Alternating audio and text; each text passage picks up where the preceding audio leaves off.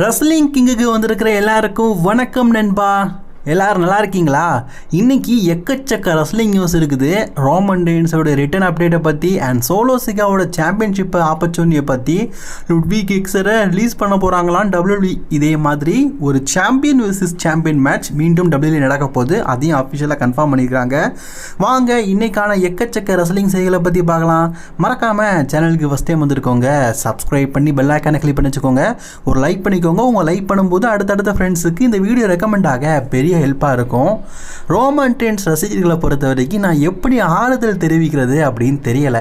ஏன்னா இந்த வருஷம் ரெசல்மேனியாக்கு அப்புறமா WWE பார்த்தீங்கன்னா கோல்டுபர்க்கை கூட்டிகிட்டு வந்துட்டாங்க. சிஎம் பாங்க் ஜான்சனான்னு சொல்லிட்டு ஸ்டோரியும் நல்லா இருக்குது. இதை தவிர்த்து செத் ரோலன்ஸும் பார்த்தீங்கன்னா அவருடைய கேட்டகரியில் மணி இன் தி பேங்கை வின் பண்ணி நல்லா இருக்காரு.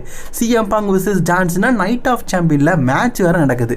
இப்படி அடுத்தடுத்து பார்த்தீங்கன்னா பிரம்மாண்டமான மேட்சஸும் பிரம்மாண்டமான இதுவும் நடக்கும் பட்சத்தில் இப்போ ரோமன் ரெயின்ஸ் இல்லை WWE பார்த்தீங்கன்னா கண்டிப்பாக இப்போ ரோமன் ரெயின்ஸை கூட்டிகிட்டு வந்தே ஆகணும் அப்படிங்கிற சிச்சுவேஷனில் இருக்கிறாங்க. இப்போ ரோமன் ரெயின்ஸ்க்கும் WWEக்கும் கான்ட்ராக்ட் விதமாக ஒரு சில விஷயங்கள் போயிட்டு இருக்குது. அது நிஜம்தான், உண்மை, நான் இல்லைன்னு சொல்லலை. ஆனால் அந்த கான்ட்ராக்ட் எண்ட் ஆகிறதுக்கு இன்னும் ஒரு 6 மாதம் இருக்குது. அதை நீங்கள் 6 மாதம் கழித்து கூட பேசிக்கலாம். இப்போது ரோமன் ரெயின்ஸை கொண்டு வரதுக்கும் ஸ்டோரியை டெவலப் பண்ணதுக்கும் ஏன் யோசிக்கிறாங்க அப்படின்னு தெரில. நம்ம செத் ரோலன்ஸ்க்கும் ஒரு ஆப்பனண்ட் தேவை. அவருக்கு ஆப்பனண்ட்டே இல்லாமல் இப்போது எல்லை நைட் பக்கம் போகிறாங்க. அண்ட் சிஎம் பாங்க் கூட இப்போ மோத வைக்க மாட்டீங்க அப்படின்னு நல்லா தெரியுது. ஸோ ரோமன் யாட்டு கூட்டிகிட்டு வரலாம். ரோமன் ரெயின்ஸை WWE பார்த்தீங்கன்னா போன வருஷம் சம்மர் ஸ்லாமில் ரிட்டனாக கூட்டிகிட்டு வந்தாங்க. அது ஓகே. அதுக்குன்னு சொல்லிட்டு இந்த வருஷமும் சர்ப்ரைஸாக நாங்கள் சம்மர் ஸ்லாமில் தான் கூட்டிகிட்டு வருவோம் அப்படிங்கிற மாதிரிலாம் பண்ணாங்கன்னா ஃபேன்ஸ் காண்ட் ஆயிடுவானுங்க. ஏன் அப்படி சொல்கிறேன்னா ஒரு தடவை சம்மர் ஸ்லாமுக்கு ரிட்டர்ன் ஆக வைக்கலாம். இவர் 2 தடவை வந்துட்டார். ட்ரைபிள் சீஃபாக வந்தார். அதுக்கப்புறமா ஓடிசியே பார்த்தீங்கன்னா வந்துட்டார். இந்த தடவை நம்ம ரோமன் ரெயின்ஸ் வரும்போது என்ன பிடிசின்னு சொல்லி போடுவாரா? WWE பார்த்தீங்கன்னா அப்படி எதுவுமே பண்ணாமல் ரோமன் ரெயின்ஸை நைட் ஆஃப் சாம்பியனோ அல்லது ஒரு ராலையோ ஸ்மாக்டவுன்லையோ ரிட்டர்ன் ஆக்க வைக்கணும். அப்படி வச்சால்தான் நல்லா இருக்கும். ஒரு சில ராலையும் ஸ்மாக்டவுன்லையும் ரோமன் ரெயின்ஸ் அட்வர்டைஸ் செய்யப்பட்டும் ரெசல்மேனியாக்கு அப்புறமா வரல. கேட்டால் ஹகாஷீட் ப்ராப்ளம் அப்படிங்கிற மாதிரி சொல்லிட்டாங்க. ரோமன் ரெயின்ஸோட ரசிகர்கள் எல்லாருமே பார்த்தீங்கன்னா ரோமன் எப்போ வருவார், ஏன்னா அவங்களுக்கும் ஒரு ஆசை இருக்கும்லப்பா. எல்லா மல்யுத்த வீரர்களும் சண்டை போட்டுட்டு இருக்கிறாங்க, நம்ம ரோமன் ரெயின்ஸ் இல்லையே அப்படிங்கிற ஒரு எண்ணம் இருக்கும். அது மட்டும் இல்லாமல் ரோமன் ரெயின்ஸ் ஒரு வருஷத்துக்கு 3-4 மேட்ச் தான் சண்டையாக போடுறாரு. அதில் அப்பீரியன்ஸ் ஆச்சு கொடுக்கலாமே, அதையும் கொடுக்க மாட்டேக்கார்ல. ஒரு 1/2 மணி நேரம் பார்த்தீங்கன்னா ரோமன் ரெயின்ஸ் ரசிகர்களுக்கு பிடிச்ச மாதிரி மேட்சஸ் பண்ணலாம் அல்லது ப்ரோமோ பேசலாம். அது பண்ண மாட்டேக்காரு. கண்டிப்பாக ரோமன் ரெயின்ஸ் கூடிய சீக்கிரம் வரணும். கண்டிப்பாக ரோமன் ரெயின்ஸ் ரசிகராக இருக்கதும் சிம்புவோட ரசிகராக இருக்கதும் ரொம்ப கஷ்டங்க. ஏன்னா சிம்பு எப்போ படம் நடிப்பார், அது ஹிட் ஆகணும் அப்படிங்கிறதும் ஒரு பெரிய விஷயம். அதே மாதிரி ரோமன் ரெயின்ஸ் எப்போ வருவார் அப்படிங்கிறதும் பெரிய விஷயம். எப்படிரா நீங்களாம் தாங்குறீங்க? இதெல்லாம் எப்படா தாங்கிக்கிற? ஒரு நாள் ஒரு 1/2 மணி நேரம் எனக்கு பிடிச்ச மாதிரி நடக்கல, அதுக்காக வாழ்க்கை முழுக்க அழுதுட்டு இருக்க முடியாதுல்ல.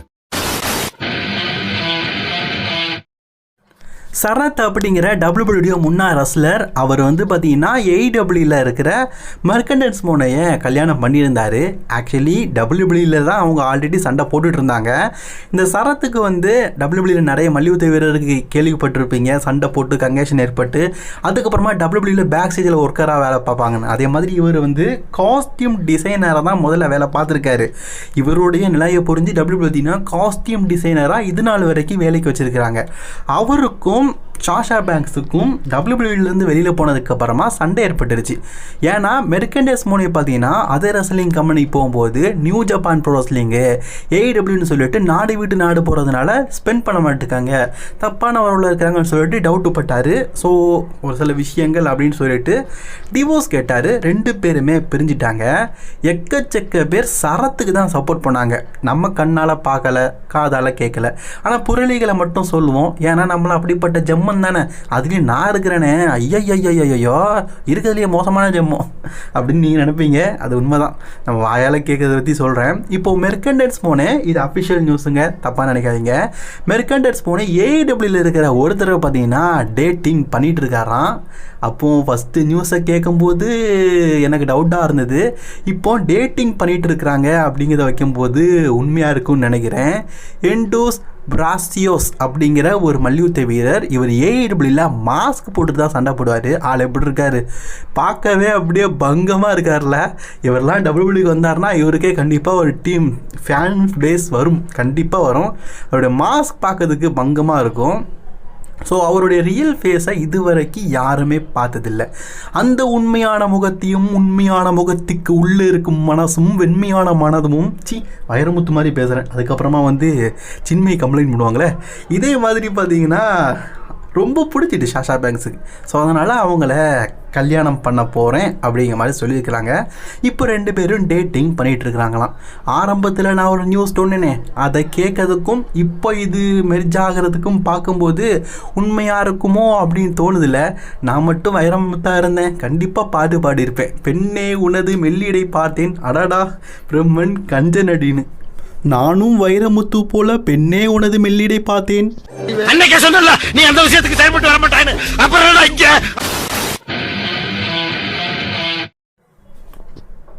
Solo சிக்காவா versus ஜாக்கா Fatu. விரைவில் இவர்களுக்குள்ளே பார்த்தீங்கன்னா பூமாரி தேமாரி பாலி ஒரு நல்ல மேட்ச் இருக்கும் அப்படின்னு நம்ம எதிர்பார்க்குறோம். ஆக்சுவலி ஜாக்கா ஃபாட்டுவோட சோலோ சிக்காவை தான் ஃபேமஸ்ஸு மக்கள் மனசில் சொல்கிறேன். நான் எனக்கே பார்த்தீங்கன்னா உண்மையிலேயே ஜாக்கா ஃபாட்டு நல்லா இருக்காரு, ஓகே. பட் ஆனால் மை ஸ்கில்லு, காமெடி சென்ஸ், இந்த பெட்லைன் ஸ்டோரிலலாம் போன வருஷம் டபிள்யூபிள்யூ தூக்கி தலைநாட்டினது எல்லாமே சோலோநாதன் தான். கண்டிப்பாக நான் சொல்கிறேன், அண்டாவையன் குண்டாவையன் கலாய்ச்சாலும் Solo Sikoa is the best. அவர் யுனைடெட் சாம்பியனுக்காக மேபி பார்த்தீங்கன்னா இந்த வருடம் சம்மர் ஸ்லாமில் மோதுவார் அப்படிங்கிற மாதிரி சில செய்திகள் இருக்குது. மேபி அப்படிங்கிற வார்த்தையை நான் சேர்த்துக்கிறேன். ஆனால் கண்டிப்பாக அப்படி நடந்தால் ஜாக்கா ஃபாட்டுக்கிட்ட இருந்து டைட்டில் பிடுங்குற ஆப்பர்ச்சுனியை சோலநாதனுக்கு கொடுக்கலாம். ஏன்னா சோலோ சிக்காவா இது வரைக்கும் மெயின் ராக்ஸ்டரில் எந்த விதமான சிங்கிள் டைட்டிலையும் வின் பண்ணது இல்லை. பட் ஆனால் மோதிருக்காரு, டாக் டீம் டைட்டிலேருந்து எல்லா டைட்டிலுக்கும் மோதிருக்காரு, வின் பண்ணது கிடையாது. ஜாக்கா ஃபாட்டு டபிள்யூபிள்யூக்கு வெறும் 9 மாதம் தான் ஆச்சு. அதுக்குள்ளே மனுஷன் பார்த்தீங்கன்னா டபிள்யூபிள்யூல 11 மாதம் ஆச்சுப்போம். அதுக்குள்ளே United championship, WWE tag team சாம்பியன்ஷிப்னு 2 டைட்டில் வின் பண்ணிட்டாரு. இப்போ டபிள்யூபிள்யூ பார்த்தீங்கன்னா சோலோ சிக்காவை பக்கம் போய் ஒரு சாம்பியன்ஷிப்பை கொடுத்தா நல்லா இருக்கும். இதுக்கு நீ சரிப்பட்டு வரமாட்ட அப்படின்னு சொல்லாமல் ஒரு சாம்பியன்ஷிப்பை கொடுத்தா நல்லா இருக்கும். என்னை போல ஒரு சில பேருக்கு மனசில் இதே போல் எண்ணம் இருக்கலாம். அப்படி எண்ணம் இருக்கிறவங்க மறக்காமல் கமெண்ட் பாக்ஸில் கமெண்ட் பண்ணிக்கோங்க. எனக்கும் சப்போர்ட் பண்ணுறீங்களா? நல்லா இருங்கடா, ரொம்ப நல்லா இருங்க. சரி, வீடியோ பார்க்குறீங்க, நியூஸை கேட்டுட்டு இருக்கீங்க, இன்னும் ஒரு சில பேர் சப்ஸ்கிரைப் பண்ணாததை நான் அறிந்தேன். மறக்காமல் சப்ஸ்கிரைப் பண்ணி பெல் ஐக்கானை கிளிக் பண்ணி வச்சுக்கோங்க, அந்த லைக்கையும் கிளிக் பண்ணி வச்சுக்கோங்க. நம்ம கோல்டுபருக்கு இந்த வாரம் ராக்கு வந்திருந்தார். குந்தரை நான் அவனை சேலஞ்ச் பண்ணுறேன் அப்படின்னு சொல்லிட்டாரு. சரி, அவருடைய சொந்த ஊர் அட்லாண்டா சிட்டியில் பார்த்தீங்கன்னா மோதுறாரு. It's okay. முடிஞ்சதுக்கப்புறமா குந்தர் பார்த்தீங்கன்னா பேக் ஸ்டேஜில் ட்ரிபிள் ஹைட்ஸை பார்த்துருக்காரு. ட்ரிபிள் ஹைட்ஸை கட்டி பிடிச்சி இது ஒரு லாஸ்ட் ஒன் மோர் டைம் அப்படின்னு பேசியிருக்காரு. கோல்டுபருக்கு பேசுகிறத வச்சு பார்க்கும்போது இதுதான் அவருடைய கடைசி மேட்சாக இருக்கும்னு தோணுது. என்னுடைய பாயிண்ட் ஃபாயில், அதாவது என்னுடைய மனசில் இருக்கிற ஒரு ஆசையை சொல்கிறேன். கோல்டுபர்க் சம்மர் ஸ்லாம் வரைக்கும் சண்டை போட்டார்னா அது நல்லா இருக்கும். சம்மர் ஸ்லாமுக்கான ஹைப்பு மட்டும் இல்லை, அது சம்மர் ஸ்லாமில் ஒரு லெஜண்ட் ட்ரெஸ்ஸில் சண்டை போட்டாலே நம்ம மனசில் ஒரு மிகப்பெரிய திருப்தியாக இருக்கும். அது நடந்தால் நல்லாயிருக்கும். டபிள்யூபிள்யூடைய அடுத்த pay per view NXT great American bash. Already பார்த்தீங்கன்னா இந்த ஜூலை மந்தில் டபிள்யூபிள்யூ நைட் ஆஃப் சாம்பியன் உமன்ஸ்க்கான எவல்யூஷன் பேப்பர் இருக்குது. அதே மாதிரி டபிள்யூபிள்யூடைய நைட் ஆஃப் சாம்பியனுக்கு அடுத்ததாக நடக்கிற சாட்டர்டே மெயின் இவென்ட் இருக்குது. இது இடைப்பட்ட நேரத்தில் கிரேட் அமெரிக்கன் பேட்ச், அதாவது AEW சோழி முடிக்கணுமா சுற்றி டபிள்யூபிள்யூடைய பேப்பரியாக இருக்குது. இந்த NXT கிரேட் அமெரிக்கன் பேட்சில் champion versus champion winner take all match confirm பண்ணியிருக்கிறாங்க. TNA சாம்பியன் ட்ரிக் வில்லியம்ஸ், ஆனால் அவர் டபிள்யூபிள்யூ சேர்ந்தவர் தான். அதே மாதிரி NXTயோடைய சாம்பியன் ஓபா ஃபெமி, இவங்க 2 பேருக்கும் சாம்பியன் விசஸ் சாம்பியன் மேட்ச் அஃபிஷியலாக இருக்குது. எனக்கு என்னமோ இதில் ஓபா ஃபெமியை வெற்றி பெற செய்வார்களோ அப்படின்னு தோணுது. ஓபா ஃபெமி ராக்கராக வந்திருக்காரு. இப்போ ஃபேன்ஸ் மத்தியில் நல்ல அட்ராக்டாக இருக்கிறாரு. அண்ட் டபிள்யூபிள்யூல ட்ரிபிள் ஹைச் தரப்பில் இவர் மேலே ஒரு நல்ல கிரேஸ் இருக்குதான். இவரை மெயின் ராஸ்டருக்கு கொண்டு வரணும் அப்படின்னு ஆசைப்படுறாங்களாம். மேபி எனக்கு தெரிஞ்சு ட்ரிக் வில்லியம்ஸ் கையில் சாம்பியன்ஷிப்பை கொடுத்துட்டு அவரை நீ 2 பிராண்டையும் பார்த்துக்கோப்பா அப்படின்னு வச்சுட்டு இவர் அனுப்பிடுவாங்கன்னு நினைக்கிறேன்.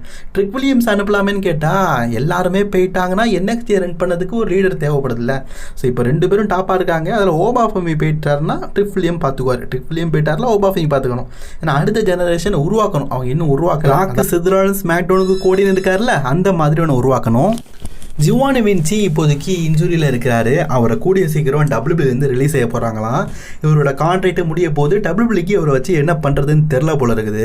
ஆக்சுவலி குந்தர் கூடயே ஒரு மைக் ஸ்கில்காக விட்டுக்கலாம், அந்த மாதிரி எதுக்கும் பண்ணலை. ஏன்னா குந்தரே நல்லா மைக் ஸ்கில் பண்ணுறாரு, சிங்கிள் கரியரில் அவருக்கு கலத்தறி விட்டுன்னு சொல்லிட்டு விட்டாங்க போல இருக்குது. லுட்விக் கேசர் இப்போ டபிள்யூபிள்யூடைய ஸ்மாக் டவுன் பிராண்டில் இருக்கிற டிஃப்னி கூட டேட்டிங் பண்ணிட்டு இருக்காங்க. கூடிய சீக்கிரம் கல்யாணம் பண்ண போகிறாங்க. இப்போ இப்படி ஒரு சுச்சுவேஷன் நடக்குது, என்னத்தான் சொல்ல. ஆனால் லுட்விக் கேசர் உண்மையிலேயே அத்தன்டிக்கான பிளேயருங்க, செம்ம பிளேயர். டபிள்யூபிள்யூக்கு தான் யூஸ் பண்ண தெரில. சரி, என்ன பண்ண. ஓகே நண்பர்களே, இன்னைக்கான வீடியோ அவ்வளோதான். அடுத்த வீடியோவில் உங்களை சந்திக்கிட்டா டாட்டா.